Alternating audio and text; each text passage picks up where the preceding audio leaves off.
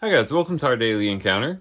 In Proverbs chapter 27 and verse 7 it says, "A sated man loathes honey, but to a famished man any bitter thing is sweet." And I think this holds true with our experience. Whenever perhaps you go out to eat and you've had a pretty substantial dinner to the point that you are just stuffed and completely full, then the sweet things, the things that you would typically desire, don't seem quite so appealing because of the fact that you have a full stomach now, and even sweet things perhaps will not be appealing. However, a person who is famished, a person who is very hungry, even something that's bitter is going to seem like something appealing because they're so hungry, they're willing to eat anything. We have expressions such as, "I'm so hungry, I could eat a horse," or something like that.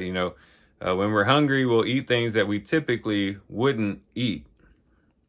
And this transfers over to the spiritual life because when we think about following Christ, really we can see that following Christ is both sweet and bitter. Sweet in the sense that in following Christ, we have his presence, we have the joy of salvation, we have the mercy and the grace that he shows us. And we just have all the spiritual blessings that are tied to Christ. And in one sense, following Christ is a very sweet thing and a very beautiful thing.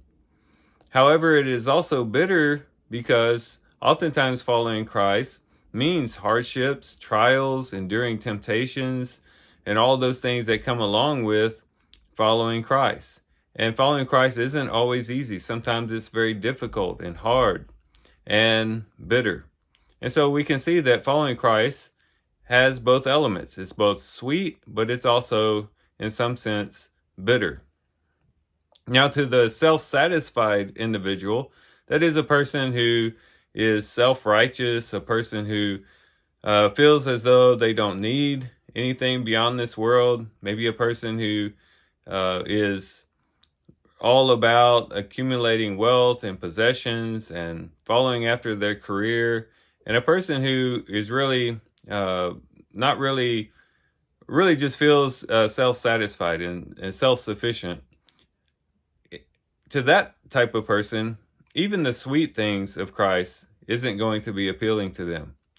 Why? Because their heart is filled with the desire of worldly things, the desires of possessions. They feel as though they themselves are righteous in and of themselves, and therefore there's no real empty spot left for Christ. And they feel fully sated in their own self-righteousness and their own self-sufficiency. And a person like that won't even desire the sweet things of Christ, much less the bitter things connected to Christ.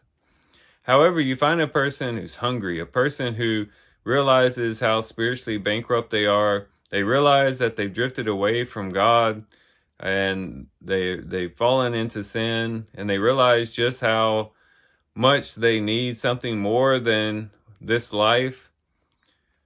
A person like that would, yes, certainly accept the sweet things of Christ, but would even be more willing to accept the bitter things of Christ, because they would see that through Christ, that empty spot within them, that hunger, that thirst within them can be satisfied, even though sometimes it might be mixed with bitter experiences. And so, as we think about this, this should encourage us to always have a spiritual hunger, and to never get to the point that we feel satisfied in ourselves, and to never get to the point to where we replace the heavenly things, the spiritual things, with earthly things, to where we're filled up with those things and don't leave any room for the things that Christ can provide. Because if we ever get to that point, even the sweet things of Christ will lose their luster and will lose a desire and a taste for them. I'm reminded of Matthew chapter 5 with the Beatitudes. This is a description of the type of people who would be willing to accept Christ and the kingdom that he would lead. It says, "Blessed are the poor in spirit, for theirs is the kingdom of heaven. Blessed are those who mourn, for they shall be comforted. Blessed are the gentle, for they shall inherit the earth. Blessed are those who hunger and thirst for righteousness, for they shall be satisfied. Blessed are the merciful, for they shall receive mercy. Blessed are the pure in heart, for they shall see God. Blessed are the peacemakers, for they shall be called sons of God. Blessed are those who have been persecuted for the sake of righteousness, for theirs is the kingdom of heaven. And he goes on from there. Clearly a picture of people who don't have it all together in themselves, people who are not all self-sufficient in their own estimation, but people who hunger and thirst for righteousness, people who are bankrupt in spirit.